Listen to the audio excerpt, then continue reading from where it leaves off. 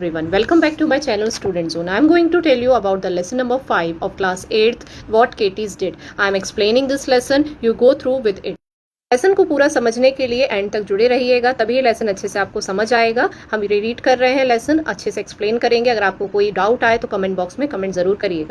years old केटी care, एक 12 years old की लड़की थी जिसका नाम था Katy Carr, lived with her father, वो अपने पिता के साथ रहती थी, फादर के साथ, एंड 5 brothers, उसके 5 brothers थे, एंड सिस्टर्स, यानी कि इसमें बताया गया है एक लड़की थी जिसका नाम केटी केयर था और वो अपने फादर के साथ और अपने 5 भाई और 5 बहनों के साथ रहती थी इन अ स्मॉल टाउन। एंड जो टाउन था यानी कि जिस जगह वो रहती थी वो एक छोटा सा टाउन था। टाउन क्या होता है? टाउन। यदि हम बात करें स्मॉल टाउन की तो स्मॉल टाउन यानी एक छोटा सा शहर जहाँ पे कौन रहता था? केटी केयर रहती थी जो कि 12 years गर्ल है, अपने पिता के साथ, उसके 5 भाई भी थे और बहनें भी रहती थी। अब जो केटी केयर है वो तो अपने फादर के साथ और अपने 5 भाई बहन के साथ रहती थी, लेकिन उनकी जो मदर थी वो डाइड हो चुकी थी जब केटी केयर 8 years old थी। Her father was a doctor, उनके जो पिता थे वो एक डॉक्टर थे, and he was very busy and long time he worked a whole day. The children were mostly looked after by their aunties. इसीलिए उनके पिता ने एक लेडी रखी थी घर पे जो कि बच्चों का खास ध्यान रखे और उनका नाम था आंट ईज। अब आंट ईज जो थी वो बहुत ही पर्टिकुलर स्ट्रिक्ट टीचर थी।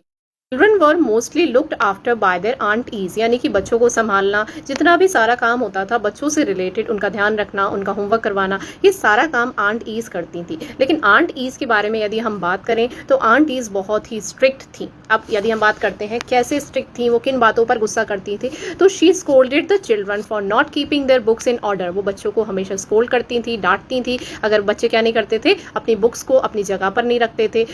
Children for not going to bed on time, यानी कि पूरा हॉस्टल की तरह रखती थी कि बच्चे समय पर सोएं, बच्चे समय पर उठें, बच्चे अपने कपड़ों को, बच्चे अपने हर एक चीज़ को एक डिसिप्लिन मैनर में फॉलो करें। तो ये आंटीज का पूरा रूल्स एंड रेस्ट्रिक्शंस होता था जिस तरीके से वो बच्चों को रखती थी।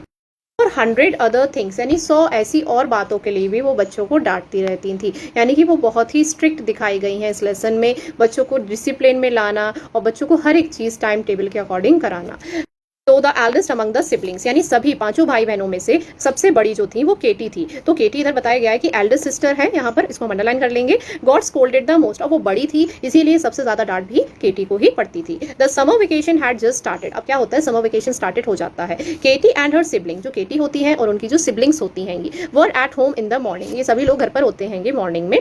केटी was in a bad mood, और जो केटी होती है उसका मूड बहुत बेकार होता है, उसे बिल्कुल अच्छा नहीं लग रहा होता, उसका मूड बिल्कुल ठीक नहीं होता है। Her aunt had asked her to clean, पहले कबर्ड को क्लीन जरूर कर देना। ये बात केटी को बिल्कुल अच्छी नहीं लगती है क्योंकि उसे काम करना बिल्कुल भी पसंद नहीं होता है। तो यहाँ पे एक ट्विस्ट आएगा कि कैसे केटी कबर्ड को क्लीन तो करती है लेकिन उसके बदले में क्या ऐसा काम करती है जो कि उसको आगे तक के लिए भुगतना पड़ता है। तो देखिए बेटा, इसमें बताते हैं कि her aunt had asked her to clean her cupboard before going out to play. उनकी आंट ये कहती है जाने से पहले तुम कबर्ड को क्लीन कर देना। शी लेफ्ट इरिटेटेड, लेकिन वो बहुत इरिटेटेड हुई रहती है। And with her younger sister algae, किससे इरिटेटेड है? यंगर सिस्टर एल्जी से। इसको अंडरलाइन करेंगे। यंगर सिस्टर का नेम क्या दिया गया है? एल्जी दिया गया है, और उनकी जो छोटी बहन है वो कौन है? एल्जी है। एल्डर क्या होगा? बड़ी सिस्टर। एल्डर सिस्टर की यदि हम बात करें तो एल्डर सिस्टर कौन है? केटी केयर। और यंगेस्ट सिस्टर की यदि हम बात करें तो यंगेस्ट सिस्टर है एल्जी। ठीक है, सिबलिंग्स का मतलब है भाई बहन। तो यहाँ पर जो आंटीज है, अब तो उन्होंने काम दे दिया है केटी को कि तुम जाओ और जाके कबर्ड को क्लीन करो। लेकिन यहाँ होता क्या है, यहाँ यही होता है कि उसको बहुत इरिटेटेड फील हो रहा है अपनी बहन सिस्टर एल्जी से। अब उसे ऐसा लगता है कि सारा काम मुझे दे दिया जाता है। And she pushed her down the stairs. So what she did, she pushed her sister algae down the stairs. वो धक्का दे देती है अपनी बहन एल्जी को। कहाँ से? स्टेयर्स, सीढ़ियों से धक्का दे देती है।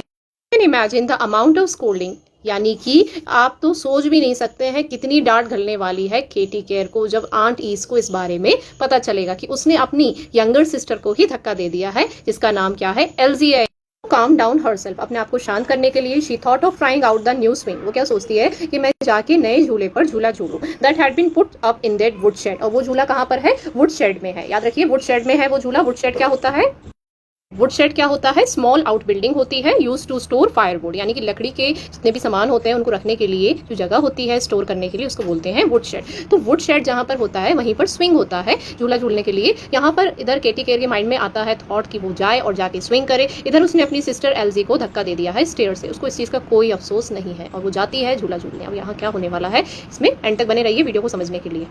नॉट ऑन टू स्विंग, केटी चली जाती है स्विंग करने, लेकिन वो बिल्कुल इग्नोर कर देती है कि आंट ईज ने उससे क्या बोला था। और सभी चिल्ड्रन से, सारे बच्चों से उन्होंने बोला था, children don't use the swing in the wood shed today, आज के दिन वुड शेड का यूज बिल्कुल मत करना, वुड शेड पे बिल्कुल मत जाना स्विंग करने के लिए। लेकिन ये बात किसको समझ नहीं आती है? केटी केयर को बिल्कुल समझ नहीं आती। उसको ये बात बिल्कुल ऐसी लगती है कि ये तो आंटीज हमेशा हर चीज़ के लिए स्ट्रिक्ट रहती हैं और इसके लिए भी वो बेवजह ही स्ट्रिक्ट होंगी। Be one of those ridiculous rules of aunt Ease, उसको ये रूल आंट ईज का बिल्कुल रिडिकुलस लगता है, बिल्कुल बकवास लगता है। वो सोचती है कि आंट ईज हर चीज़ के बारे में मना करती हैं, वैसे ही इस चीज़ के बारे में भी मना कर रही हैं। Katy thought already beginning to swing higher and higher, Katy ने पहले से ही सोच रखा था कि मैं अगर स्विंग करने जाऊंगी तो मैं बहुत ज़्यादा हायर स्विंग करूंगी। And higher to higher she tried to swing very much.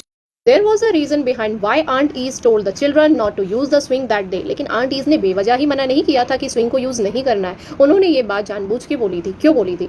One of the staples supporting the swing, जो एक स्टेपल्स था, यानी स्टेपल्स क्या होते हैं, जिसे दो तरफ से जो बंधे होते हैं झूले, तो जो एक तरफ का स्टेपल था, जिस तरफ से झूला बंधा था, तो वन साइड का जो सपोर्टिंग स्टेपल था वो बिल्कुल क्रैक हो चुका।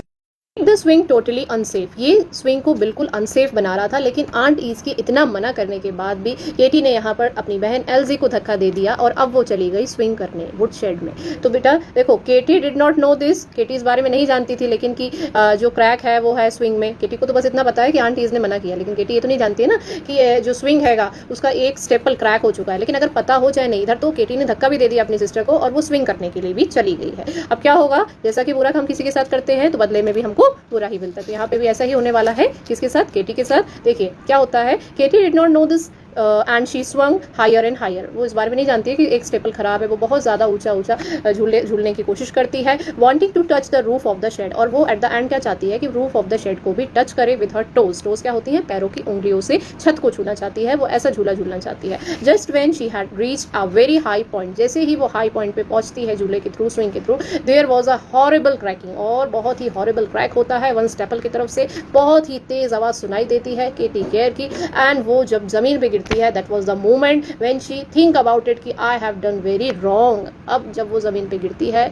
वो बिल्कुल अनकॉन्शियस हो जाती है, उसको बेहोश हो जाती है, बिल्कुल उसको होश नहीं रहता है।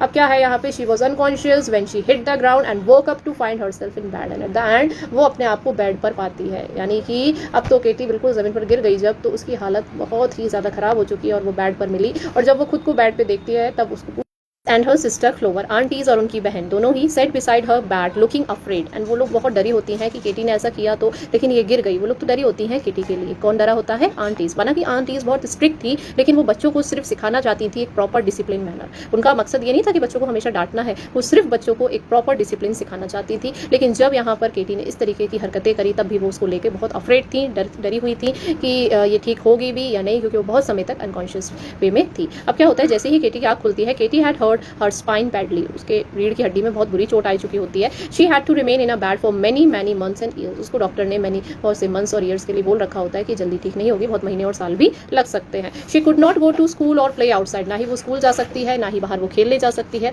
Imagine how bitter she felt all the time, और आप सोच भी नहीं सकते हो कितना बिटर था उसके लिए कि घर पर रहना, स्कूल ना जाना और दिन भर बेड पर रहना।